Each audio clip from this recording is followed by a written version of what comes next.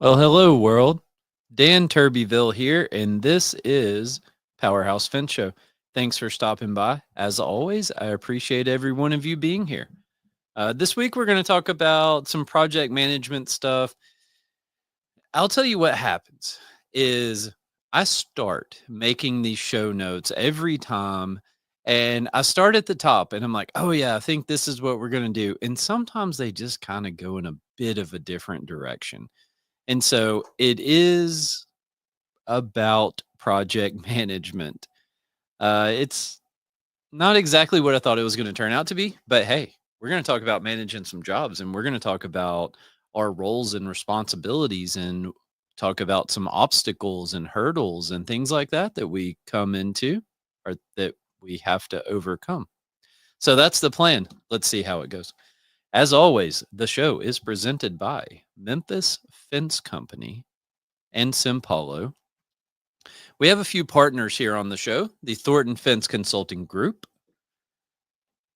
Fence News, and EasyG Manufacturing. All of them are in the banner up above, and they're all linked in the description of this show if you want to check out any of their offerings or publications or anything along those lines. We are live. Phone number is scrolling up across the bottom of the screen: 901 878 4987. Thank you for being here. As always, thank you. If you want to hear anything, if you want me to have any guest, if you want me to talk about any specific subjects, whatever I can do for you, reach out, let me know. I'm happy to help any way I can. You can call right now if you'd like to. Yeah, I see you, Craig. About time. Well, let me tell you what happened. So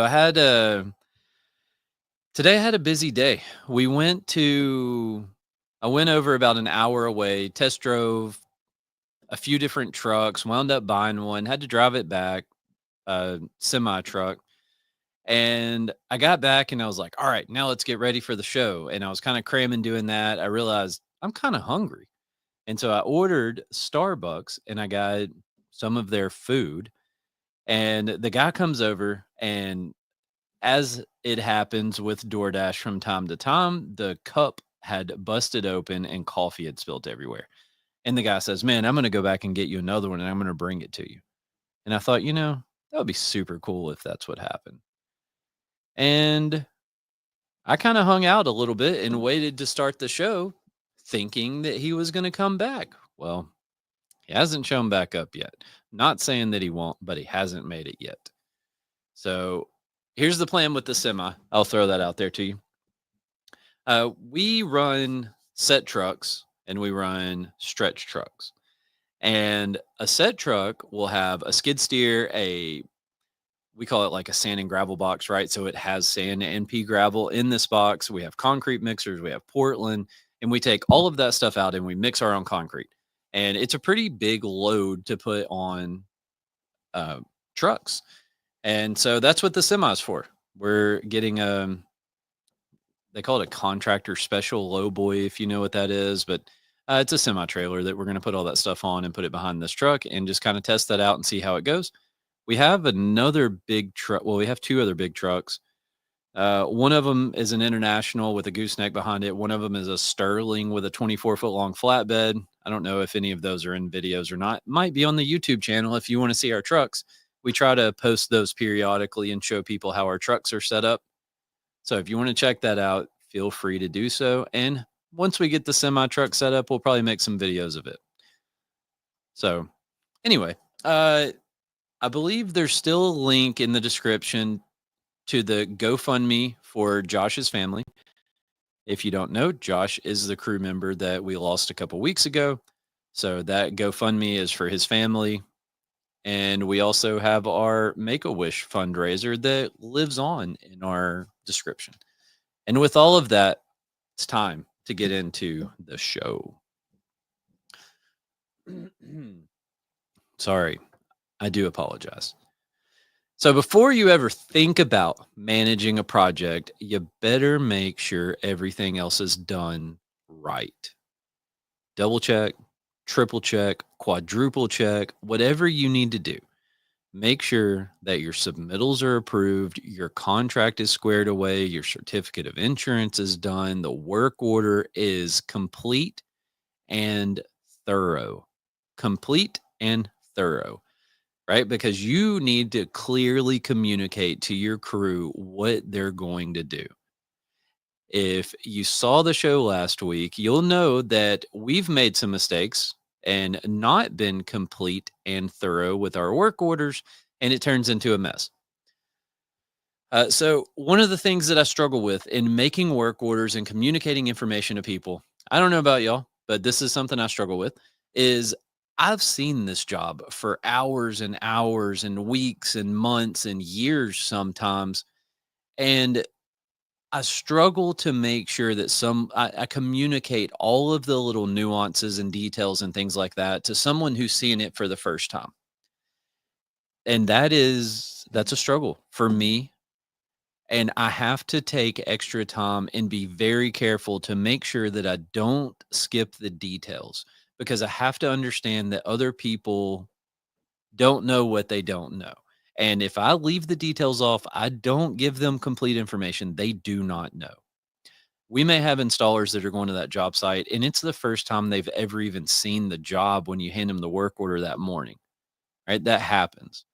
And so we have to make sure the information is complete and it's thorough. Last week, I think it was last week, I told a story where I missed a single word on a work order and it resulted in us building gates wrong, cost thousands of dollars to fix it, all of this because one word was left off. And things like that can happen. So if you want more about that and how I screw things up, you can go listen to last week's show. So, yeah, like I said, I really hope that you have the contract, submittals, certificate of insurance, all of that stuff is ironed out before you ever think about managing the job. In fact, all of that should be ironed out before you order material. And, you just got to have that stuff done. Before you go dig a hole, you need to make sure you have a utility locate. Hopefully, everyone listening to this thing is like, well, yeah, duh, right? I hope so. But a lot of times you get in those spots and it's like, oh crap, they did. They called me last week and we're supposed to be there tomorrow. And they just called and followed up to make sure. And I forgot to call in the locate and da da da da da da da. If any of these things aren't done, you stop. You take a butt chewing from your boss, your customers, your crew, whatever it is, and you fix it. You can't just ignore that stuff and sweep it under the rug and keep on going. I've heard stories of people that dug holes without locates and it cost them hundreds of thousands of dollars in damages for hitting utilities that are underground. You do not want to be in that spot. Well, I suspect you don't. I don't know. Maybe you need a write off. But I don't want to be in that spot. Right. So we got to make sure the locates are done. Uh, in 1970, Apollo 13 was on the way to the moon. If you believe that people went to space and went to the moon. And this was NASA's third mission to the moon. 2 days into the trip, an oxygen tank exploded and it crippled the spacecraft. Sounds pretty intense. I don't want to experience that. So oxygen's leaking, power's running low, carbon dioxide levels are rising, and everything is just out of control. It's going crazy. Oh no, things were not looking good. But for real, imagine being stuck in a tin can in space while oxygen's just leaking out. And you're like, wait a minute, I kind of need that to survive. Right. That would be insane, right? Can you imagine the just panic and terror and chaos that would ensue in that scenario? So they're 200,000 miles from Earth. It's not like NASA could just send a technician over and have them put some duct tape on it. Right. I mean, they're floating in space. They can't go. So every idea that they came up with, it had to be designed, it had to be tested, and it had to be communicated all from the quote office, which is us a lot of times. So there were engineers on the ground and they tested some sort of CO2 scrubber adapter and they made it out of duct tape and spare parts. I said duct tape earlier unintentionally, and that's ironic now. but they did make it out of duct tape and square parts. And I believe this is where the saying, you can't put a square peg in a round hole, I think it came from this. So the the people on the ground had to then get on the horn and talk to these astronauts in space, and they had to calmly and carefully walk them through how to do this fix over the radio. Again, I can't imagine being in the scenario because it's absolutely insane. They're facing imminent death. The team on the ground had to act and had to be able to communicate effectively to save their lives. So, what did they do? Well, they didn't panic. They came up with a solution. They worked the problem. Everyone remained calm.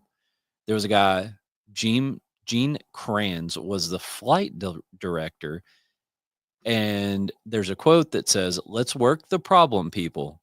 Let's not make things worse by guessing." Thought that was pretty good. So that became their management mindset as they went through it. So they had disciplined communication, precise instructions, and zero tolerance for panic. You can't. They cannot panic in that scenario. They have to be calm, they have to be precise, and they have to communicate extremely effectively. In, like, incredibly difficult situations, they have to do those things. So the astronauts survived, they made it home, and the mission was called a successful failure.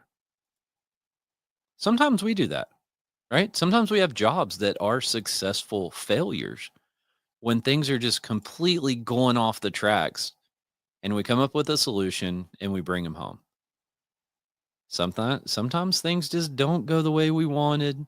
Sometimes we lose money on jobs. Sometimes they are an absolute nightmare. So what do you do next? Do you panic or do you get your astronauts home? I think leaders step up and they take control and they keep the team focused and they keep panic at bay and they get it done and they bring the astronauts home. Man, that's good stuff. I was talking to Craig today and he's like, "Man, I tried to go live the other day and I couldn't tell what was going on because I'm just sitting here talking." Yeah, it's weird. Right then, like, I feel like, man, everybody just cheered because they were like, "Yeah, that's a great story." But did anyone die? I don't think so. I think they all came home. So a lot of times we have to be like mission control. So when you transition from being in the field, installing jobs into an office management, sales, whatever that is role, you got to learn how to do this. And it's challenging because when you're on a job site and someone says, "Man, I can't figure out how to do this thing," what do? You just walk over and show them, right? Well, when you're not there, you can't really do that. And so you have to learn to be more like mission control and you have to be able to effectively communicate and you have to be able to keep everybody focused, make sure no one panics, no one freaks out, nobody does any of that stuff. And you got to keep them on track and solve the problem, right? Because I can tell you, going to every job site where a problem comes up, it's not a scalable solution. You got to figure out how to fix the problems from the office or from the truck or from another job site or whatever that is, right? You can't be on every job site. We just can't do it. So we can't see what the crew can see, which is also a challenge. So now not only do we have to effectively communicate when we have ideas for solutions and things like that, but the crew has to effectively communicate the issue that they're facing in the field. Both ways are challenging because when you're on the phone with somebody and they're like, "Oh man, this thing right here, I got it in my hand and it's about 3 inches too long." And, well, what if you turn it the other way? Well, if I turn it the other way, it ain't going to fit because now it's da da da. Like, you go through that stuff and it's a struggle to try to visualize and to try to understand what they're seeing. And pictures, FaceTime, things like that, we use them a lot to try to see what they see. And even through those, you don't get the full picture, right? Whenever somebody puts you on FaceTime, you don't see the same thing as what they're saying. It doesn't come through the camera. It helps and it gives you an idea of what's going on, but you don't always get to see it.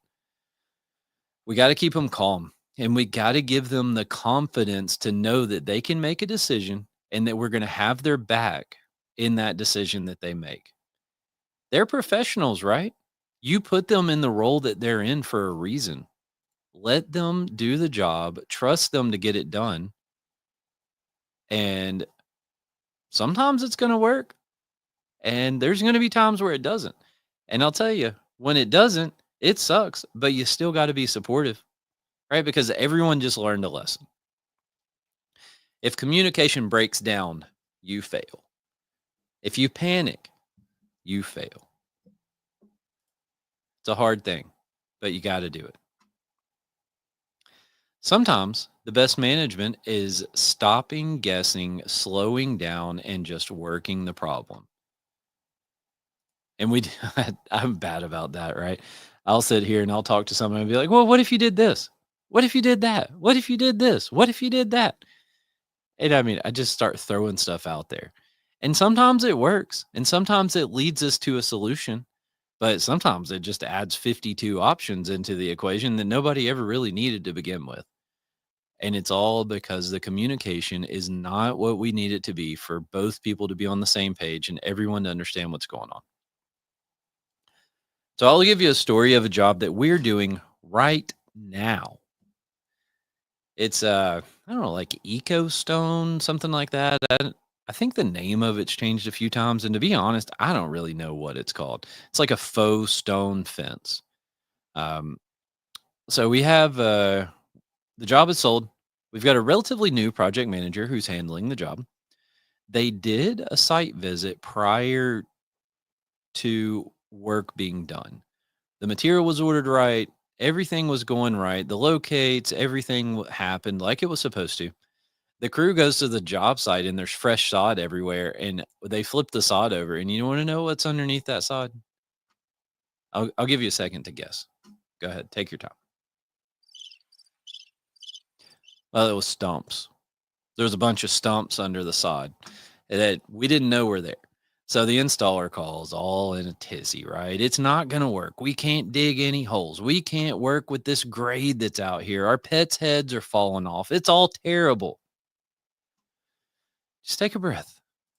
Let's work the problem. Let's not panic. So the project manager, there was one stump that was it was tall. And honestly, it should have been seen in the pre-site walk. It wasn't. Things happen. Here we are. And so the project manager finds somebody to come out and grind the stump. And I don't know if anybody out there has ever hired someone to grind a stump or if you maybe do it. But they were going to go grind the stump. They said as long as it's less than a 30-inch diameter, they'll do it for $225. I thought, man, that's crazy. I don't know how long it takes to grind a stump. I watched somebody do it one time, but it was a giant stump. And I thought, you're going to load up. I mean, surely a stump grinder's 30, 40, $50,000, right? And then you've got a trailer and you've got a truck to pull it with. And you're going to load all this stuff up, drive across town, go grind a stump, spend 3 hours, 4 hours, whatever it is, doing all of this stuff for $225. Like it seemed extremely reasonable to me. And so we said, okay, yeah. And he couldn't be there until Friday. And the installer, of course, is on site, wants to get it done, all of this stuff. So they just wound up taking a chainsaw and they just cut it. And I mean, it took them a little bit of time to fiddle with it, right? But they just got it cut off and they rolled on and they put 25 panels in or whatever it was.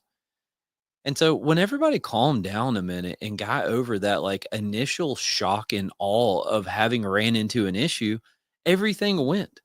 And everything just sorted itself out and the job got installed and everybody was happy at the end of the day. Or well, it's not done yet, but we they had made significant progress when I saw a picture and there was something like 25 panels installed. I don't know if they finished today or not, but either way, they did it. Instead of freaking out, they were able to get it done. And here we are, right? So we learned just take a breath. Let's look at the problem that we have in front of us and let's see if there's a way that we can solve this problem without getting all crazy about it. A lot of times we don't see sites. So it's just like NASA, right? Mission control can't see the spaceship. We don't get to see job sites a lot of times. We bid a job from a set of plans. We order material from a set of plans. We make work orders from the set of plans. And hopefully, at least before we send a crew out there, you should make some sort of site visit. Someone should go walk that site before a crew shows up, loaded down, ready to go to work. They're all jacked up, ready to put in some fence, and they get out and there's some crap in the way. They can't even do anything. So when you do make your site visit, before sending the crew, pay attention to all the little details. And this really applies to, there's a couple different scenarios that come to mind right now. Is one, you're working with a general contractor. It's a whole new site. Nothing was there. They're doing dirt work. They're doing concrete. They're doing asphalt. They're doing this and that. That's the site you want to go see before you send a crew, because they will lie up and down and tell you that site is ready to get you out there. And then you go out there and it's not stinking ready. The other one that I can think of is you go walk a site with a customer and they've got some stuff in the way, right? They've got clearing that they're responsible to do. Maybe they've got some shipping containers in the way, whatever that is. Go look at that before you send your crew to make sure it's out of the way. If they can send you a picture, fine. If you want to trust that, but somehow verify that all that stuff is done. But the general contractors, for whatever reason, I don't know if they are just like, oh, yeah, these fence guys, they can put that fence over that 17 truckloads of dirt pile right there, but we can't. And we go out there and we look at the site and that's what it is. And you go, man, what are we even doing here? And so now you got half a day gone. By the time you come back to the shop, you unload that material, load up something else, and all of that, you got half the day gone for sure. And that's if it's a job that's nearby. So the walkthrough is essential. Like I said, look at all the little details. Spend enough time there. I can't overstate the importance of looking for those details.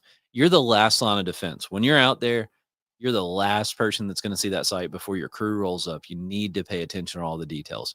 Walk through that installation in your head. Look at where you got to dig holes. Look at where the truck can park. Look at the grade. Slow down and think about it a lot and make good choices. We got to look out for the crews.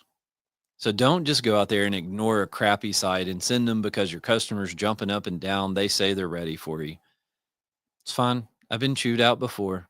I will tell them you are not ready. Here's what's wrong. We got to have this done before we can send a crew. Don't just drive by. Don't drive through the parking lot and just say, oh, yeah, I think I can see where the fence goes back there. It looks good. Get out, walk around, take pictures, make notes. I'll tell you one thing I like to do is I'll take my phone and I'll take a video and I'll hold my finger in the video and I'll say, hey, you see that pile of dirt right there? That's right where our fence goes. We need you to move that out of the way. Hey, you see those 497 solar panels, whatever, that are sitting in the fence line? We need all of those gone because that's where our fence goes. We can't set 4 posts here, skip your pile of crap, set 7 more, skip your other pile of crap, set 60 posts, and install that section of fence. We got to have that junk moved.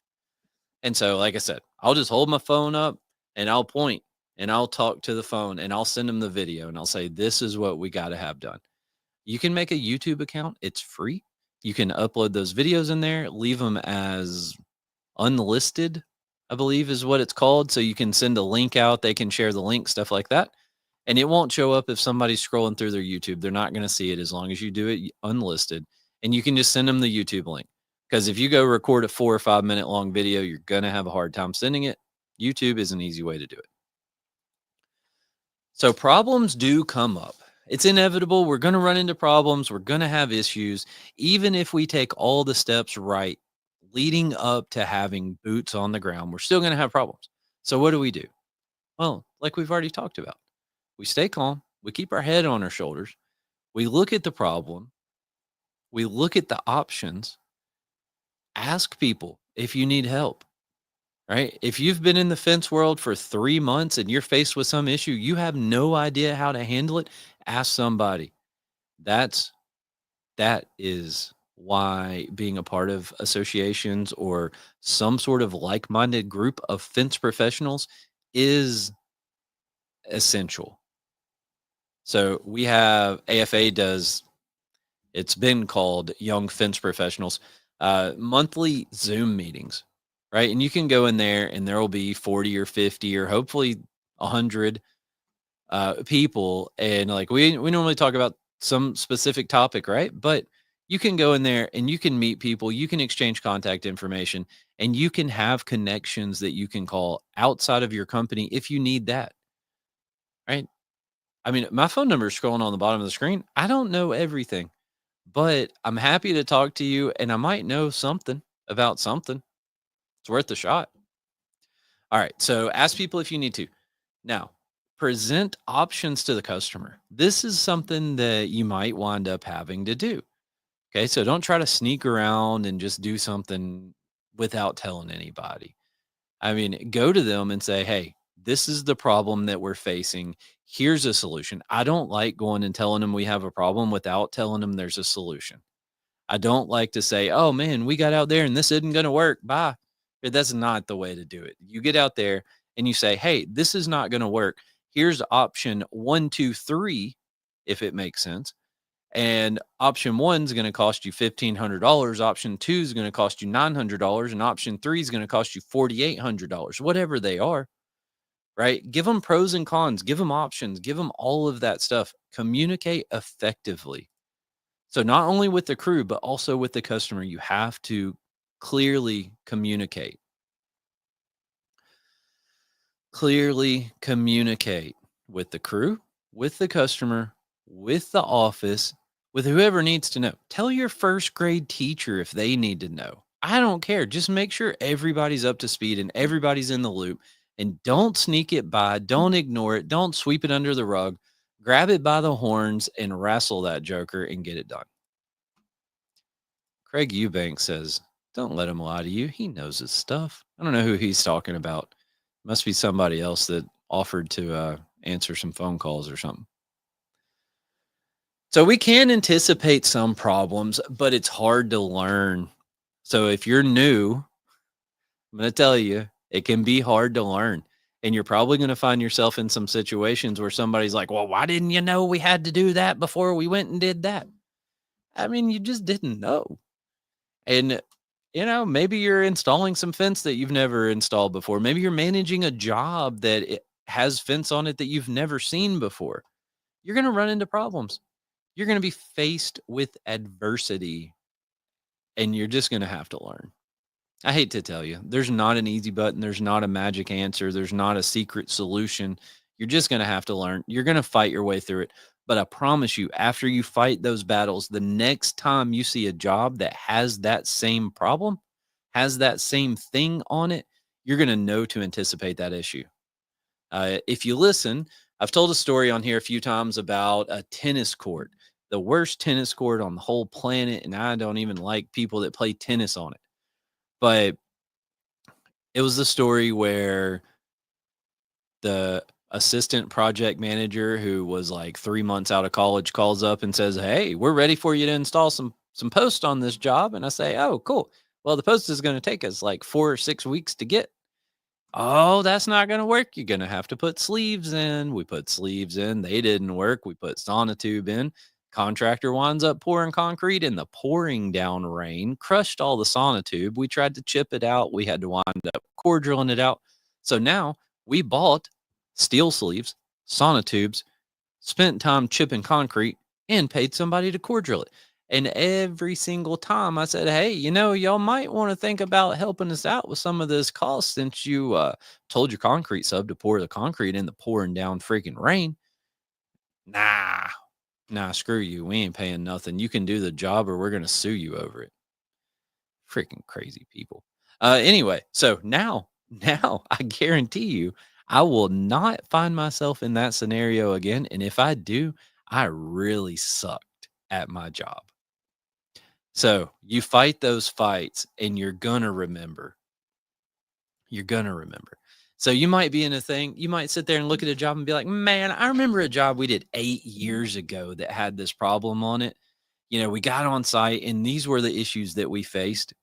If the job you're bidding looks like that job, bid it right. Prevent it. Know what you have to do on the front end so that you don't wind up in that scenario that you were in 8 years ago. So that's anticipation, right?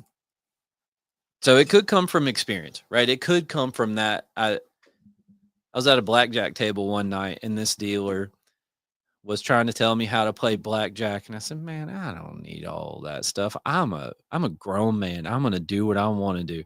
And I'd do something she told me not to do, and I'd lose, and she just kept saying, "Bought lesson's a taught lesson," and I will remember that for the rest of my life. A bought lesson's a taught lesson, and so that's the scenario we just talked about. You might be able to anticipate some problems by doing a few other things, right? It might come from just rereading the plans. You might spend an extra half an hour looking through the plans before you get ready to go out there and start installing. You might spend some time reading the specs. You might double, triple check your work order to make sure all of those little details and the right words are in the right place. And again, there's my bought lesson, taught lesson scenario, right? It might come from when you just take some time and you walk the site and you think it through and you pay attention. There's a lot of ways to anticipate problems. You might sit down with the installers and say, "Hey, let's go over this job. You're going to go install it next week. I want to make sure I have all my ducks in a row before you get on site." That might be the way you anticipate it because maybe your installers have that "I did that job 8 years ago and had these problems" type thoughts. There's a lot of ways, a lot of scenarios. So I told you it was kind of project management, but this is not the direction I anticipated the episode going in, but I like it. I'm cool with it. I'm having fun. So let's talk about the business side of managing a job after a short drink break.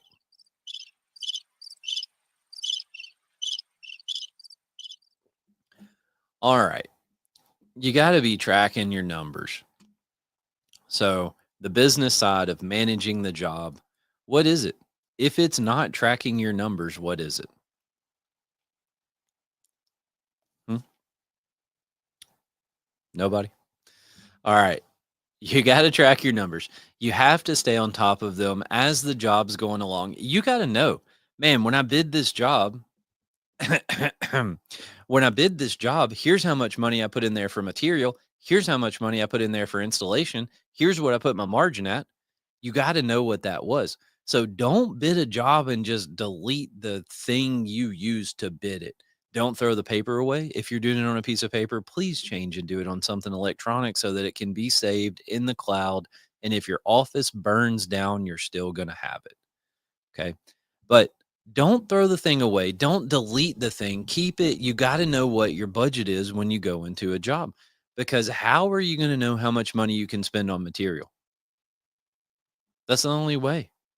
Right? You got it. And then all of your installation costs, right? The rest of your cost of goods sold. You got to stay on top of that as the job's going along. Did you plan on renting a piece of equipment on this job? Did you plan on it being there for 2 months? Well, you better do what you need to do to get it done in 2 months so you can get that piece of equipment off the job site so that you can protect your margins and protect your bottom line. Sometimes you might have to work a little harder later on in the job to make up some ground that you lost early on. Sometimes you might have a little extra money in there and you can go out and you can treat your crew to a cold drink or some lunch or something like that, right? Just watch the bottom line, make sure that you know where you stand on a job as you're working on that project. And yeah, sure. Okay. This is going to be really hard if it's a 1 day job. Yes, I know that. But if you get on jobs that are weeks and months and things like that, that's when you really got to watch it. I mean, I hate to say it, but if you're on a 1 day job and you spend an extra half an hour on the job, I mean, what are you going to do?